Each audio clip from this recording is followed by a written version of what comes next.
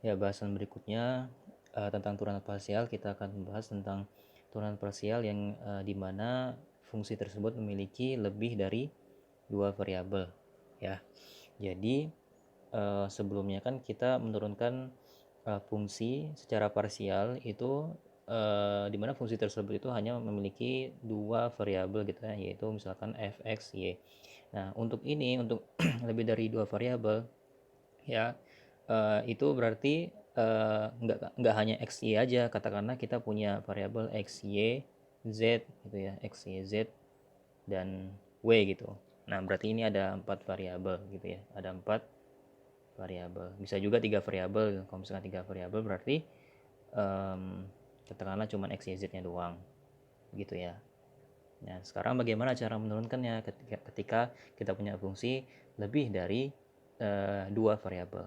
Nah, um, sama ya, untuk lebih memudahkan ada baiknya kita langsung ke contoh soal aja, karena konsepnya sama aja ketika kita menurunkan satu variabel ya, berarti variabel lainnya kita bikin konstan gitu ya, kita bikin konstan ya. Misalkan kita punya fungsi x y z, kemudian turunan parsialnya gimana? Kalau turunan parsialnya misalkan kita mau turunkan um, turunkan fx, uh, kita bikin ini aja dulu deh, bikin fungsinya dulu deh. Fx y z itu misalkan akan sama dengan x y kuadrat gitu tambah 2x kuadrat y pangkat 3 z gitu ya. Ini bikin soalnya agak ngasal dikit. Z pangkat 4 ya. Nah, katakanlah begitu. Nah, pertanyaannya bagaimana kalau misalkan kita mau membuat turunan parsial terhadap x, y, z gitu ya. Nah, berarti kalau misalkan x, y, z, berarti yang paling kiri itu kan x kan. Nah, artinya x dulu yang baru kita turunkan, kemudian di sebelah kanannya yaitu y, kemudian setelah kita turunkan terhadap y, kemudian kita turunkan terhadap z gitu ya. Jadi menurunkannya dari kiri terlebih dahulu. Ya, secara penulisannya berarti begini, do z ya kan, do per do y gitu, kemudian yang paling kiri do f per do x. Nah, jadi yang paling dalam dulu kita turunkan, kemudian baru turunkan terhadap y, baru diturunkan terhadap z gitu ya. Ya udah, berarti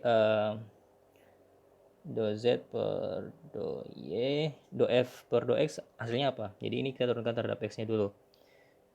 Y kuadrat ya, y kuadrat ditambah turunkan terhadap x, berarti y sama z-nya kita buat konstan ya. Buat konstan berarti 2y begitu. Ini pangkat berapa ya? Pangkat 3 ya. 2 2 sorry. 2y pangkat 3 z x 4 ya. 4 ya, benar ya. 2 kali 2 4. Ini x kuadratnya kita turunkan kan 2x ya. 2x kali 2 itu 4x, 4x z y pangkat 3. 4 z x y pangkat 3. Iya benar. Tambah 0. Nah, kemudian baru kita turunkan terhadap y. Nah, kita turunkan terhadap y, berarti ini kita turunkan terhadap y. Berarti ini 2y ditambah 12 ya. 3 kali 4 kan, 12 x z y pangkatnya 3 diturunkan berarti 2 ya. 0 ya udah 0. Nah, kemudian baru kita turunkan terhadap z, fungsi ini ya, kita turunkan terhadap z, berarti 2y plus 12 x z y kuadrat kita turunkan terhadap z, maka hasilnya adalah ini hasilnya 0 kan, turunan 2y terhadap z kan 0, ditambah ini konstan, ini variabel yang diturunkan, berarti 12xy kuadrat. Berarti hasil turunan x, y, z ini, ya, turunan parsial x, y, z ini akan sama dengan 12xy kuadrat. Begitu ya.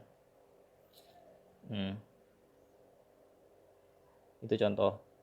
Sama juga kalau misalkan nanti ternyata dari fungsi yang memiliki 3 variabel ini, kalau kita turunkan terhadap, katakanlah terhadap xy, atau kita turunkan terhadap zyx, ya, berarti kalau misalkan x-nya tadi berarti x-nya dulu kita turunkan baru y ya.